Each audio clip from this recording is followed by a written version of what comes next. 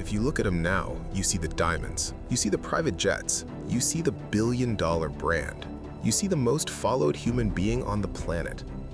But to understand the monster, you have to go back to the island. You have to go back to Funchal, Madeira. You have to go back to a house with a tin roof that leaked when it rained. A house where 4 siblings slept in one room. A house where there was no money for toys, only a ball made of rags. Cristiano Ronaldo dos Santos Aveiro was not born into greatness. He was born into the dirt. His father was a kit man at a local club, struggling with alcoholism. His mother was a cook who worked herself to the bone just to put food on the table. When he was 12 years old, he had to make a choice that would break most grown men. To chase his dream, he had to leave the island. He had to leave his mother. He had to move to Lisbon alone. Imagine being 12 years old. You were crying yourself to sleep every single night because you miss your family. You were being bullied by the other kids because of your island accent. You have no money. You were skinny. You were scared. Most kids would have packed their bags and gone home. They would have chosen comfort over the dream. But Cristiano didn't go home.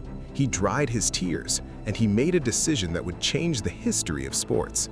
He said to himself, "I will not just survive this. I will become the best. I will make them all respect me."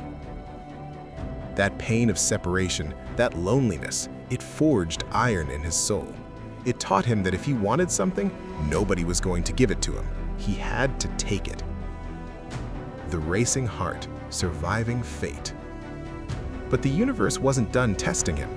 At 15 years old, just as his talent was starting to shine at Sporting Lisbon, he was diagnosed with a heart condition, racing heart. His heart beat too fast even when he was resting. The doctors told him his career might be over before it began. They told his mother he might never play professional football. Imagine being told that the only thing you love, the only ticket out of poverty for your family, might kill you. He had surgery. They used a laser to cauterize the area of his heart that was causing the problem. Most people would take months to recover. Most people would be terrified to push their bodies again. Do you know what Cristiano did? He was discharged from the hospital in the morning. He was at training in the afternoon. Think about the psychosis of that. Think about the obsession. He looked death in the face and said, "I have work to do." He wasn't running from his condition. He was running towards his destiny. This is the difference between the good and the great. The good stop when they feel pain. The great stop when the job is done. The spaghetti hair and the weights. He arrives in Manchester, 2003. He is 18. He has spaghetti in his hair. He's flashy. He does too many tricks. The English press laughed at him. They called him a show pony. They said he had no end product. The defenders in the Premier League wanted to break him. They kicked him. They bullied him. But they didn't know what he was doing in the dark. While the other players were going home to play video games, Ronaldo was in the gym. He realized he was too skinny. He realized he was getting pushed off the ball. So he started wearing ankle weights during training. He would do his stepovers with heavy weights strapped to his legs. Why? So that when he took them off in the game, he would fly. Rio Ferdinand and Gary Neville tell stories about him. They say he was the first person to arrive at training and the last person to leave. He hired his own chef. He hired his own sleep coach. He hired his own nutritionist. This was in 2005, before it was cool. He turned his body into a laboratory. He wasn't just a footballer anymore. He was becoming a machine. He told his teammates, "I am going to be the best in the world." They laughed. 2 years later, nobody was laughing. The rivalry. Iron sharpens iron. You cannot tell the story of Ronaldo without the shadow of the other guy, Lionel Messi. The magician versus the machine. God-given talent versus man-made perfection. For a decade, the world debated, but here is the motivational truth of that rivalry.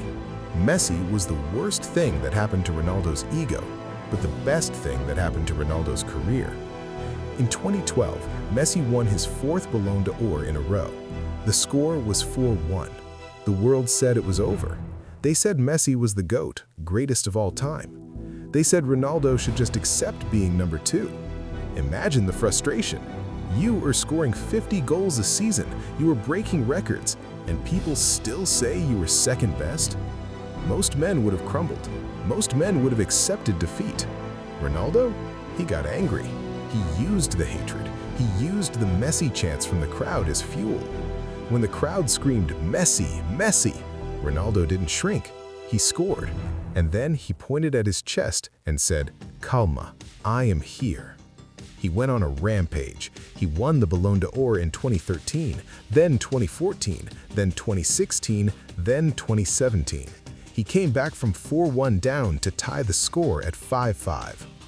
Do you understand the mental fortitude that takes to chase down a genius? He proved that while talent is a gift, obsession is a choice. He refused to let the narrative define him. He wrote his own story with goals, with sweat, and with blood. The biological experiment. Age is a number. Athletes are supposed to expire. At 30, you slow down. At 32, you go to a lower league. At 34, you retire. Those are the rules of biology. Cristiano Ronaldo looked at the rules and tore them up. At age 33, playing for Real Madrid against Juventus, he jumped 2.3 meters into the air. He was upside down. His foot was higher than the defender's head. The bicycle kick. The entire stadium, the opposition fans, stood up and applauded. Why? Because they were witnessing something that defied logic. His biological age was tested at 34, and the doctor said he had the body of a 20-year-old. 7% body fat, 50% muscle mass. This isn't luck. This is the result of a boring, relentless discipline. It is eating plain chicken and broccoli every day for 15 years. It is taking ice baths at 3 a.m. after a Champions League game when everyone else is partying. It is sleeping in 5 90-minute cycles a day. It is drinking water when everyone else is drinking Coca-Cola. He famously moved a Coke bottle at a press conference and said, "Agua." That wasn't a stunt. That is his religion. He respects his vessel. He teaches us that if you take care of the details, the big picture takes care of itself. The pain of leadership. Euro 2016. July 10th, 2016, the Euro final against France. This was his chance to finally win something for his country. 25 minutes in, Dimitri Payet smashes into his knee. Ronaldo tries to stand up. He can't. He sits on the grass, tears streaming down his face. A moth lands on his eyelash. He realizes his dream is over. He has to be stretchered off. The critics said Portugal is dead without him. But this is where the boy became a general. He didn't go to the locker room to feel sorry for himself. He taped up his knee, limped back to the sideline, and he stood next to the manager. He spent the rest of the game screaming at his teammates, pushing them, encouraging them. He was practically playing the game with his mind. When Eder scored the winning goal, Ronaldo forgot his injured knee. He exploded. He lifted the trophy, not because of his goals in the final, but because of his spirit. He showed the world that a true leader doesn't just lead when things are going well. A true leader leads when he is broken. A true leader inspires belief when all hope is lost. The tragedy. The human side. We think he is a robot, but he is a father. In April 2022, Ronaldo faced the worst pain a human can feel, the death of his newborn son. The world stopped. Football didn't matter. Most people would take months off. Nobody would blame him.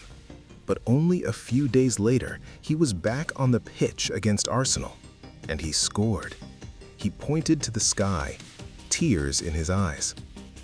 Why did he play? Because the pitch is his sanctuary, because work is his therapy. He showed us that even when your heart is shattered into a million pieces, you can still stand up. You can still do your job. You honor the dead by fighting for the living. That moment stripped away the superstar image. It showed us a man in pain, using his craft to survive. It showed us the deepest level of resilience imaginable. The hate is the fuel. Throughout his career, he has been called arrogant, selfish, narcissistic. He doesn't press, he destroys teams. The media builds him up just to tear him down. But ask yourself this, Would a selfish player have the most assists in Champions League history? Would an arrogant player stay after training for 3 hours to help the young players? People hate him because he refuses to be humble in the way society wants him to be. Society wants you to be average. Society wants you to say, "Oh, I was just lucky." Ronaldo says, "No, I am the best because I work the hardest." He owns his greatness. He teaches us that it is okay to be confident. It is okay to believe you are number one. If you don't believe in yourself, who will? He needs the hate. The hate is the wind in his sails. Every time they say he is finished, he scores a hat trick. Every time they say he's old, he jumps higher. The legacy of Sue. One day, he will retire. The lights will go out. The number 7 will be worn by someone else. And only then will we truly understand what we witnessed. We witnessed a boy from the slums who conquered the world. We witnessed a man who turned his body into a weapon and his mind into a fortress. Cristiano Ronaldo is not just a footballer. He is a blueprint. He is proof that it doesn't matter where you start. It doesn't matter if you are poor. It doesn't matter if you are sick. It doesn't matter if they laugh at you. If you are willing to suffer, if you are willing to work when no one is watching, if you are willing to believe in yourself with absolute delusional confidence, then you can fly. So, the next time you feel tired, the next time you feel like skipping the gym, the next time you think the world is against you, remember the kid from Madeira, remember the hunger, and get back to work.